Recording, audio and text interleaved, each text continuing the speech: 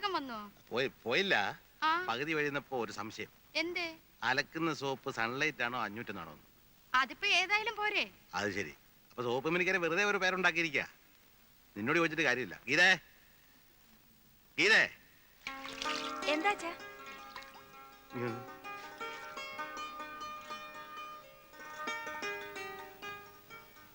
അതെ, പൊട്ടിപ്പോയി. എന്ത് കുടവേ? ആരുടെ? ആ രാഘവന്റെ ചെറിയ കുടവാ. അതിന് നമുക്കെന്താ? അത് ഇതുണ്ടായിരുന്നു. ഏത് കല്ല്? അതെ, പിള്ളേര് ക്രിക്കറ്റ് കളിച്ചോണ്ടിരിക്കാന്നുണ്ടോ. അപ്പൊ ഞാൻ ആ വഴി പോവായിരുന്നു. സാധനം വാങ്ങിക്കാൻ വെച്ച് കാശിന് ഒരു 50 രൂപ കൊടുത്തു. രാഘവൻ പാവല്ലേ, അവന്റെ കുടം പൊട്ടിപ്പോയില്ലേ. അച്ഛാ, അച്ഛൻ ക്രിക്കറ്റ് കളിച്ചു, രാഘവന്റെ കള്ളുകുടം പൊട്ടിച്ചു. അയാൾ അച്ഛന്റെ കയ്യിൽ നിന്ന് 50 രൂപ വാങ്ങിച്ചു. അതെ, അത് തന്നെ. ഇത് നിന്റെ അമ്മായിയോട് പറഞ്ഞാൽ മനസ്സിലാകുമോ? അവളൊരു കാര്യം ചെയ്യ്, ഒരു 50 രൂപ എടുത്തു. അവൾ അറിയണ്ട. എന്താ മരുമോളുമായിട്ട് ഒരു രഹസ്യം പറച്ചില്ലേ? നിന്നെ ഇവിടുന്ന് പുകച്ച് പുറത്ത് ചാടിക്കാനുള്ള കാര്യം ആലോചിച്ചോണ്ടിരിക്കുക ഞങ്ങള്. സാധാരണ മരുമക്കളെ കൊണ്ട് അമ്മായിമാർക്ക് കിടക്കപ്പുറതി ഉണ്ടാവില്ല. ഇതൊരു പഞ്ചപാപം ആയതുകൊണ്ട് നീ ഇങ്ങനെ ഞെളിഞ്ഞ് കിടക്കല്ലേ. പിന്നെ പിന്നെ അവൾ അങ്ങനെയൊക്കെ പറയും. മോളിയല്ലേ, ഒറ്റ മറക്കല്ലേ.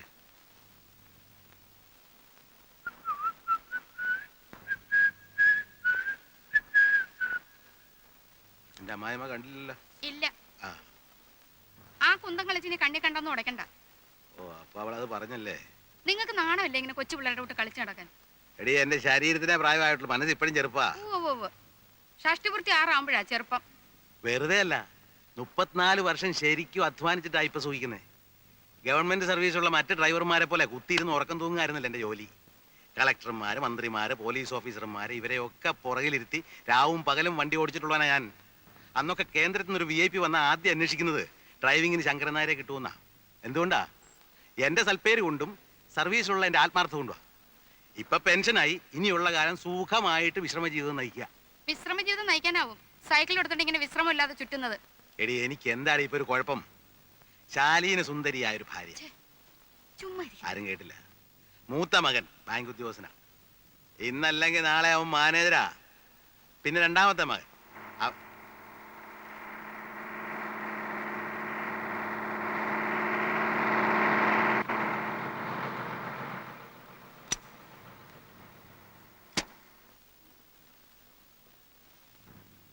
പ്രേമൻ വടക്കേമുറി റെഡി ആയില്ലേ? അവൻ ഒരുങ്ങിക്കൊണ്ടിരിക്കുക. അയ്യോ, നേരില്ല. 7 മണിക്ക് നടൻ തുടങ്ങേണ്ടതാ. 19 കിലോമീറ്റർ ഓടിയെത്തണം. അതിനെന്താ, പഴയ ഫെർഗോ അല്ലേ അവൻ. അവൻ ആരാ? പണ്ട് ഞാൻ കോഴിക്കോട് ഇരിക്കുമ്പോഴേ ഇന്നത്തെ നമ്മുടെ രാമൻകുട്ടി നായരാണ് കളക്ടർ.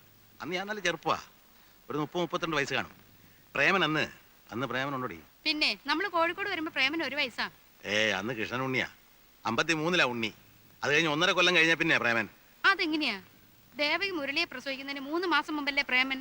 അന്ന് നമ്മള് പാലക്കാട് കോഴിക്കോട് എവിടെയെങ്കിലും ആകട്ടെ. എവിടെയെങ്കിലും ആട്ടെ. ഞാൻ പറഞ്ഞു വന്നേ, അന്ന് ബേപ്പൂർ ഒരു ഹാജിയാർക്ക് ഇതുപോലെ ഫർഗോ നമുക്ക് വിശദമായിട്ട് സംസാരിക്കാം. സമയം ഇപ്പോഴേ വൈകി. ഇനിയും വൈകിയാൽ നാട്ടുകാർ പെരുമാറും. 4 മണിക്ക് സെറ്റ് കെട്ടേണ്ടതാ. പ്രേമൻ വടക്കേമുറി ഒന്ന് വിളിക്കാമോ? പ്രേമ,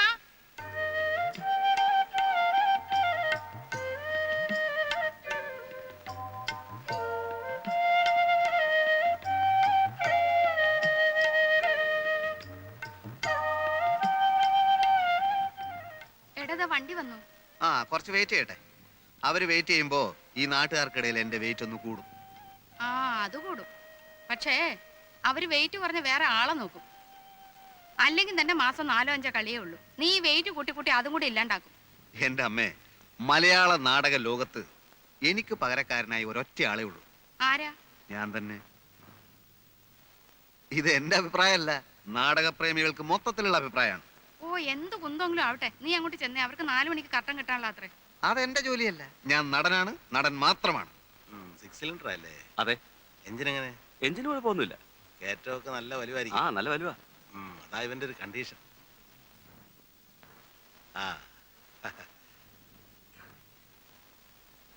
പ്രേമം വടക്കേമുറിയുടെ അച്ഛനല്ലേ? കണ്ടിട്ട് എന്ത് തോന്നുന്നു? നല്ല ചായ. പണ്ട് മുതലേ കലാകാരന്മാരുടെ കുടുംബമാണ് ഞങ്ങളുടെ. എൻ്റെ ഒരു അമ്മാവനുണ്ടായിരുന്നു, വടക്കേമുറി ഉണിക്കണ്ടൻ നായർ. രാവണവധത്തിൽ ഹനുമാന്റെ വേഷമാണ് കിട്ടുക. ഉടുത്ത് കെട്ടി വന്നാൽ അസൽ ഹനുമാൻ തന്നെ.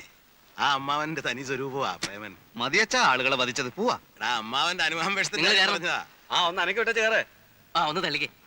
ആ ആ പിടിച്ചേ ആ കൊടുത്തോ. ഭയങ്കര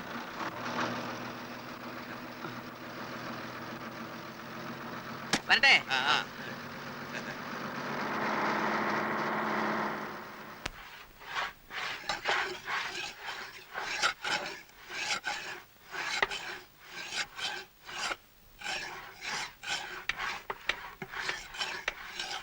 നേരം എത്രയായെന്നറിയോ? ഒരു 4-4:30 ആയി കാണും. അല്ല, വാച്ചല്ലേ കയ്യെ കിടക്കുന്നേ? സമയം അറിയാൻ പാടില്ലാഞ്ഞിട്ടല്ല. ഈ ഉളി തേക്കാൻ തുടങ്ങിയിട്ട് നേരം എത്രയായെന്നാ ഞാൻ ചോദിച്ചത്. തേച്ച് ഉളി തീരാറായി. മേസ്ത്രി, ഇത്രയും പേര് പണിഞ്ഞിട്ട് പണിയൊന്നും ആയില്ലെന്ന് പറഞ്ഞാ? ഒന്ന് വേഗം നോക്കണോ. നോക്കുന്നുണ്ട്. പണിയൊന്നും നടക്കുന്നില്ലെന്നേ ഉള്ളൂ.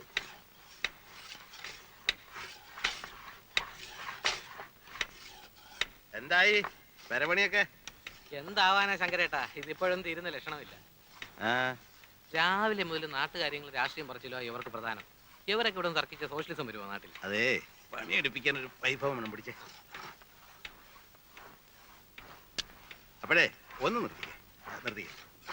പറയട്ടെ, അവനവൻ ചെയ്യുന്ന തൊഴിലിനോട് ആത്മാർത്ഥത വേണ്ടേ? വേണം. ഇത് നമ്മുടെ ചോറ. പേർഷ്യയിൽ പോയെന്നരിച്ച് അവിടുത്തെ ഷേഖുമാരുടെ പണപ്പെട്ടി ഒന്നും എടുത്തോണ്ട് വന്നിട്ടില്ല. എന്റെ ഒപ്പം പണിയെടുത്തിരുന്ന ഒരു വെറും സാധാ സർക്കാർ ഡ്രൈവറുടെ മകനായവൻ. ശങ്കരേട്ടാ, ഒന്ന് വന്നേ.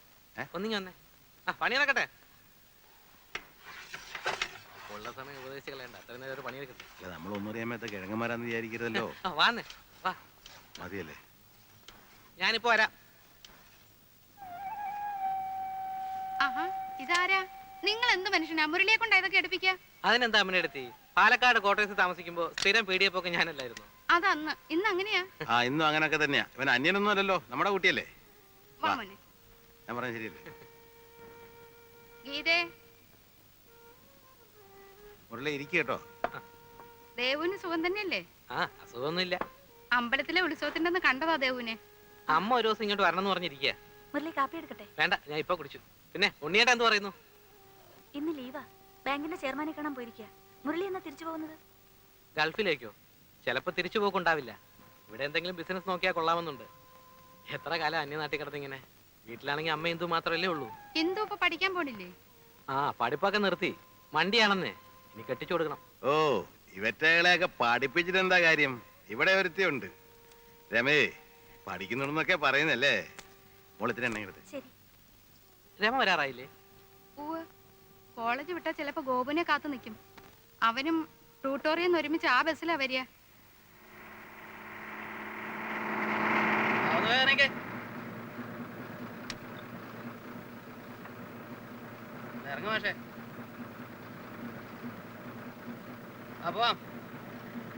നിന്റെ പുറകെ നിന്നോട് എന്താ പറഞ്ഞത്?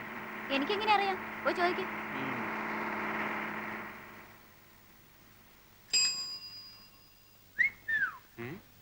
വായി നോക്കിയുള്ള കൊണ്ട് വഴി അടക്കാൻ വയ്യ. രമ ഇന്ന് വൈകിയോ? ഇല്ലല്ലോ. ഗോപു, പഠിത്തമൊക്കെ എങ്ങനെ ഇരിക്കുന്നു? തവണെങ്കിലും 10ാം ക്ലാസ് കിടക്കുവോ? മുരളിയേട്ടന് വേറെ ഒന്നും ചോദിക്കാനില്ലേ? ആര് കണ്ടാലും പഠിപ്പ് പഠിപ്പ് പഠിപ്പ്. അയ്യോ, എന്തായാലും ഇവൻ മുരളിയേട്ടനെക്കാളും ഭേദം. അതെന്താ? 10ാം ക്ലാസ് 6 തവണ എഴുതിയ ആളല്ലേ. ഇവൻ 5 ആകുന്നേ ഉള്ളൂ. അല്ലെങ്കിൽ പഠിപ്പിലേക്ക് എന്തിരിക്കുന്നു? എങ്ങനെയെങ്കിലും ഒരു നല്ല നിലയിലായാൽ പോരെ? രാമ രാമ രാമ രാമ രാമ രാമ പാഹിമാം. രാമപാദം ചേരണേ മുകുന്ദ രാമ പാഹിമാം. രാമ രാമ രാമ രാമ രാമ രാമ പാഹിമാം. രാമപാദം ചേരണേ മുകുന്ദ രാമ പാഹിമാം. രാമ രാമ രാമ രാമ രാമ രാമ പാഹിമാം. അമ്മേ, അടുപ്പത്ത് എന്താ വെച്ചിരിക്കുന്നേ? കരിയുന്ന മണം വരുന്നു. രാമ രാമ രാമ രാമ രാമ രാമ പാഹിമാം. രാമപാദം ചേരണേ മുകുന്ദ രാമ. രാമ രാമ രാമ രാമ രാമ രാമ പാഹിമാം. രാമപാദം ചേരണേ മുകുന്ദ രാമ പാഹിമാം. രാമ രാമ രാമ രാമ രാമ രാമ പാഹിമാം. രാമപാദം ചേരണേ മുകുന്ദ രാമ പാഹിമാം.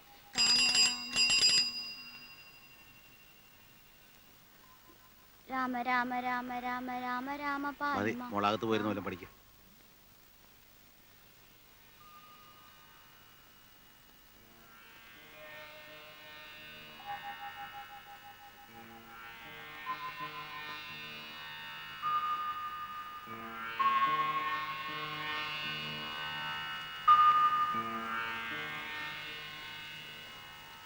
പട്ടിയുണ്ടോ? ശങ്കരൻ നായരുണ്ടോ? ഇതിൽ ആരെയാ ഇപ്പൊ വേണ്ടത്? ആ ആ കുഞ്ഞമ്മന്നാണോ? വാ അത്തോട്ടിരിക്കാം. മൂന്തി നേരത്തെ അകത്തേക്ക് കയറുന്നില്ല. ആ എന്നാ പിന്നെ അവിടെ ഇരി. ആ പിന്നെ അച്ഛാ ആ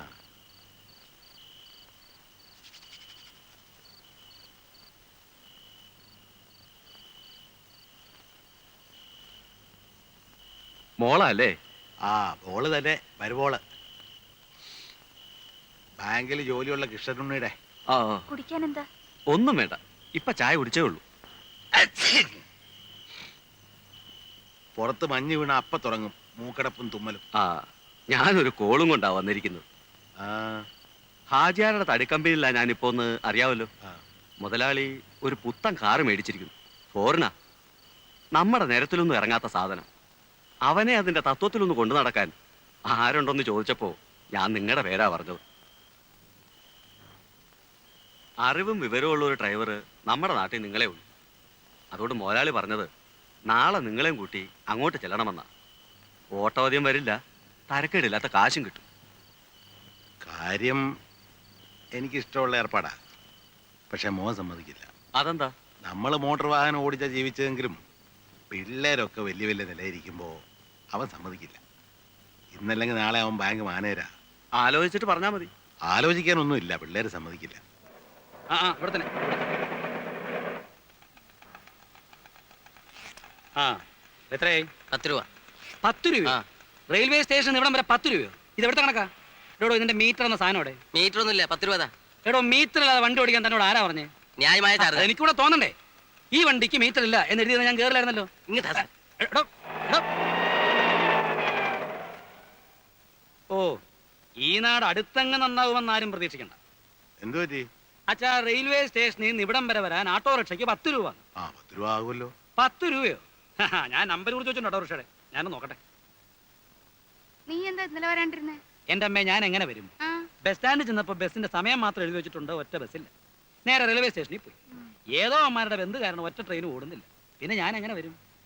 നിന്നെ കാണാണ്ട് അച്ഛൻ ഇന്നലെ രാത്രി ഉറങ്ങിയിട്ടില്ല ഉണ്ണിയെ. പോയ കാര്യം എന്തായി? അത് പ്രത്യേകിച്ച് പറയേണ്ട കാര്യമുണ്ട്. എടി എന്നെ കണ്ട ഉടനെ ചേർന്നാൽ എന്താ മിസ്റ്റർ കൃഷ്ണനുണ്ണി ഇന്നും വല്ല കംപ്ലൈൻസും ഉണ്ടോ എന്ന് ഞാൻ ശരിക്കും തട്ടി കൊടുക്കും. ഇവിടുത്തെ മാനേജർ ഉണ്ടല്ലോ, അവനൊരു പാഠം പഠിക്കും.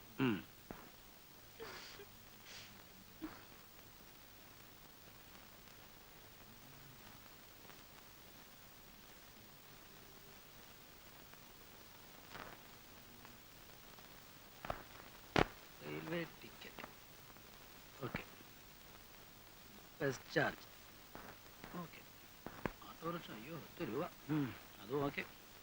പക്ഷേ ഈ 3 രൂപ എവിടെ പോയി? ആ 3 രൂപ നമുക്ക് പിന്നെ കണ്ടുപിടിക്കാം. അത് പറ്റിയല്ലോ, എവിടെ പോയി അറിയണ്ടേ? അയ്യോ ഇത് എന്തിനെങ്കിലും ചെലവായി കാണും. ചെലവായതിന്റെ അല്ല, ആറ്റിൽ കളഞ്ഞാലും അളന്ന് കളയണം. ഇതേന്ന് ബാങ്കിൽ പോണ്ടേ? കുളിമുറിയിൽ വെള്ളം കോരി വെച്ചിട്ടുണ്ട്. കുളി കഴിഞ്ഞിട്ടാവും അളന്ന് കളയിലൊക്കെ. ഉണ്ണിയേട്ടാ ഓ എടി എന്നാലാ 3 രൂപ ഞാൻ അറിയാതെ പോകാൻ പാടില്ലല്ലോ. നിനക്കറിഞ്ഞൂടാ? ഇങ്ങനെയുണ്ട് ഒരു പിശുക്കൻ.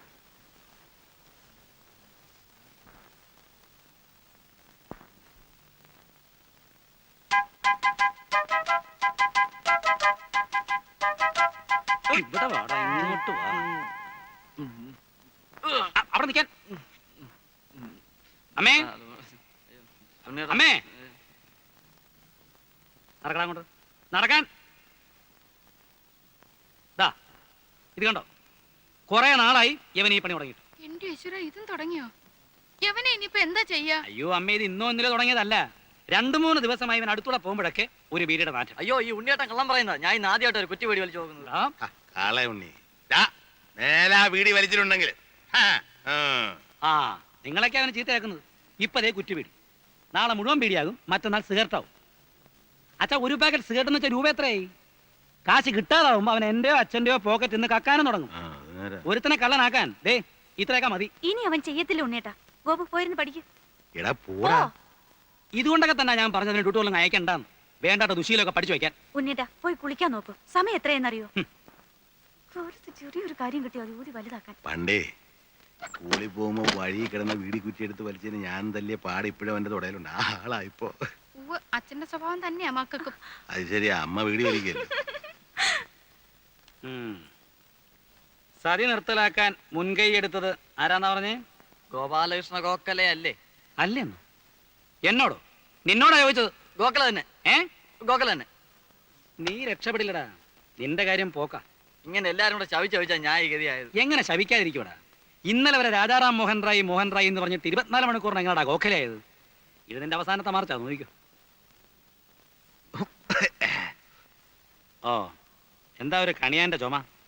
ഏട്ടനോടൊരു കാര്യം ചോദിക്കാൻ സെക്രട്ടറി പറഞ്ഞു. എന്താ? ഞങ്ങളുടെ ട്രൂപ്പിന് ആ, ഒരു വണ്ടി സ്വന്തമാക്കിയാൽ കൊള്ളാമെന്നുണ്ട്. അതിന് ഒരു ലോണ് ശരിപ്പെടുത്തി തരാൻ പറ്റുമോ? ഏ?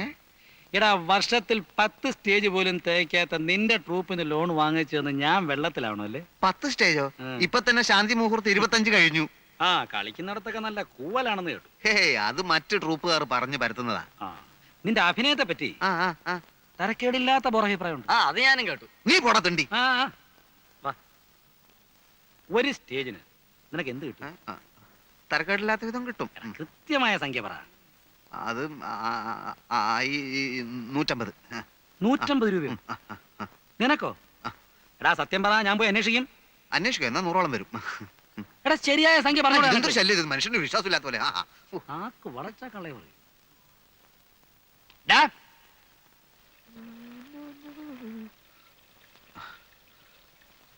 ഇതാമേ, വച്ചടാ, ഇവിടെ ഇപ്പൊ വലിയ അത്യാവശ്യമൊന്നുമില്ല. കുഴപ്പമില്ല, എന്റെ ആവശ്യത്തിനുള്ളതൊക്കെ ഞാൻ എടുത്തിട്ടുണ്ട്. അടുത്ത സീസൺ ആവട്ടെ, ഞാനിവിടെ ഒരു കലക്ക് കലക്കും. പല വലിയ സമിതിക്കാരും എന്നെ വിളിച്ചിട്ടുണ്ട്.